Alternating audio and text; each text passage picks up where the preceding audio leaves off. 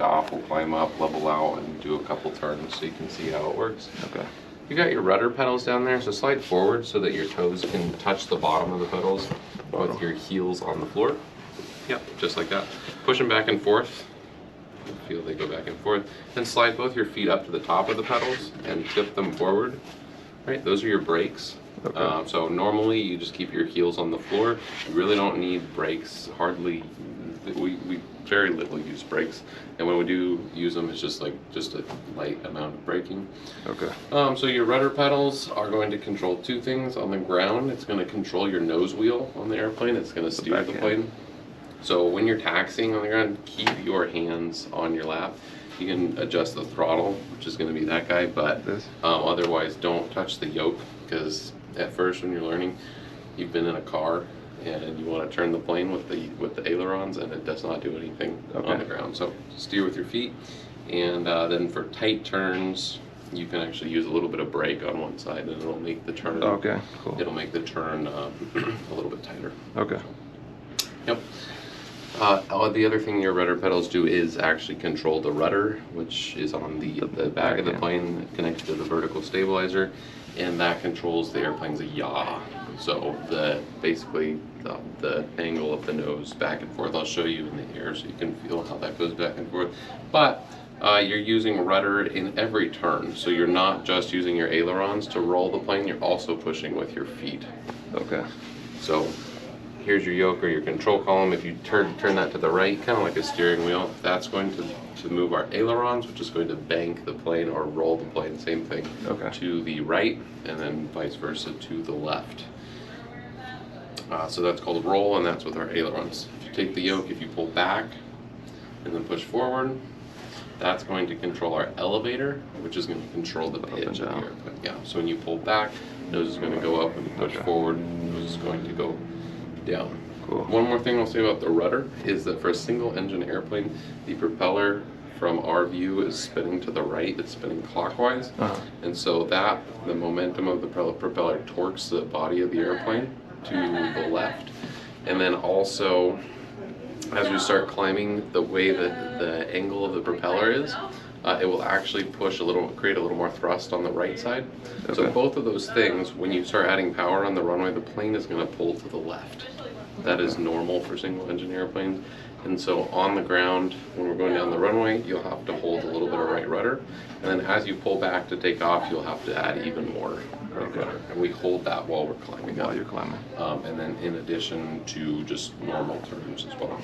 Okay, cool. This is your trim wheel, so it's kind of like a cruise control for pitch. If you're having to pull back a lot, you can adjust this down, and that will hold the nose up at a higher angle. If you're having to push forward a lot to go down, you can move this, and that will trim the nose down. Okay.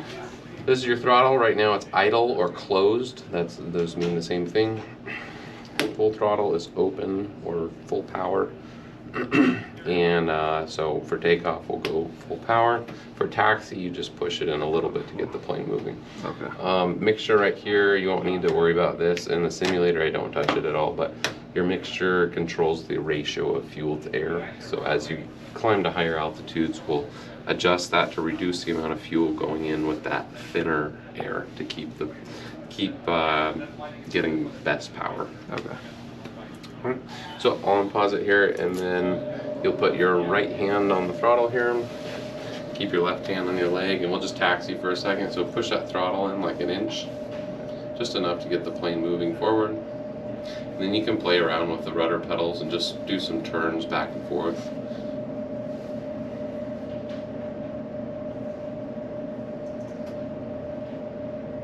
And go back the other way.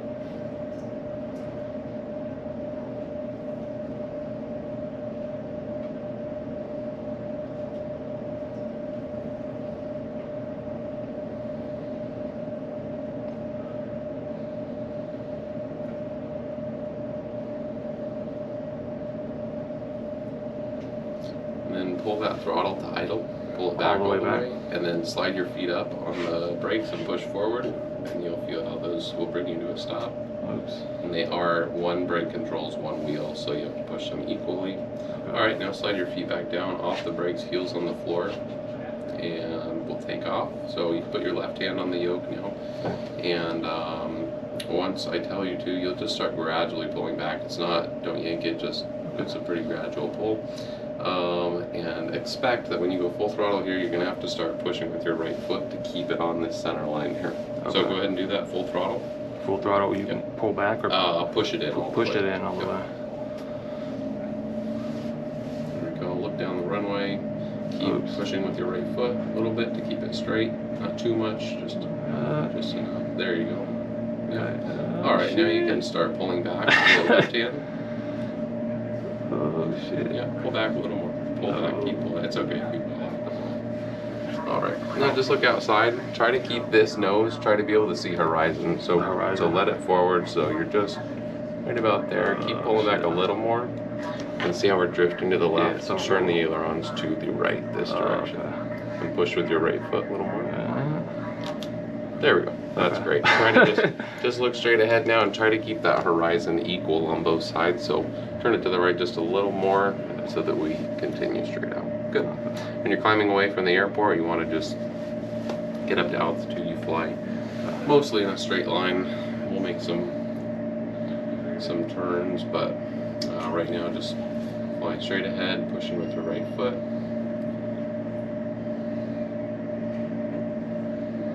You can try a turn here as we're climbing, so you look to the right here, and then just start rolling the ailerons to the right and push with your right foot just a little bit more. Here we go, looks good. Nice.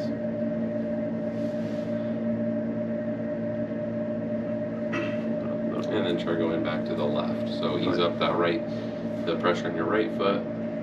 Start going over to the left. Push with your left foot just a little bit.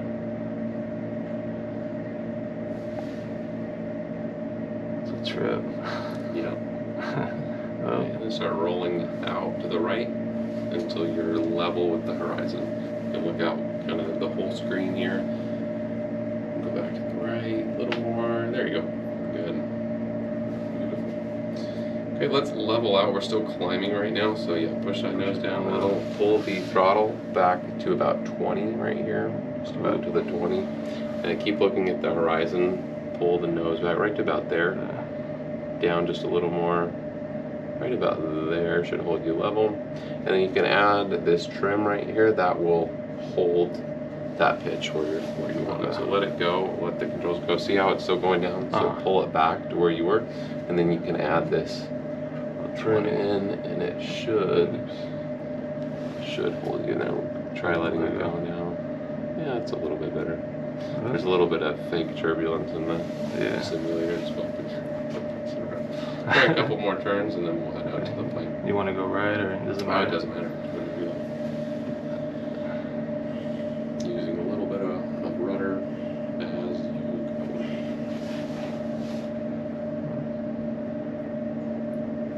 go. You'll notice when you go into a turn, the nose kind of dips below the horizon, so you have to, as you're turning, also pull back just to keep the nose on the horizon. Let's try a left one now. Banking over and then also pulling back just a little bit to keep the center of the nose on the horizon.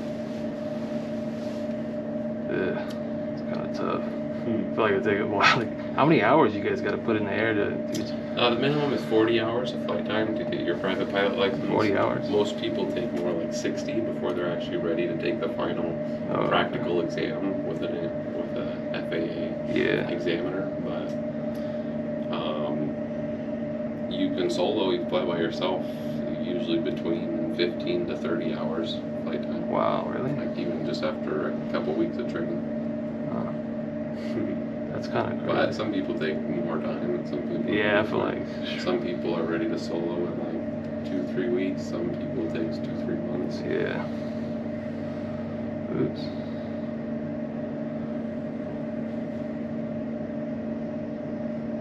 Good, and then to go down, you can bring the throttle back to 15 right here, so you'll pull the power back a little bit. And then you'll just keep the nose below the horizon slightly. And that's the basics of a descent. You pull the power back so you don't get going too fast. Let the nose below the horizon a little bit. pull up on the horizon? Right about there is fine Okay. for going down, for descending. Okay. Where the heck is the runway? It's way back around. I Way. usually don't have people land in the sim because it's not super realistic, and it's probably more tricky in the sim. Yeah.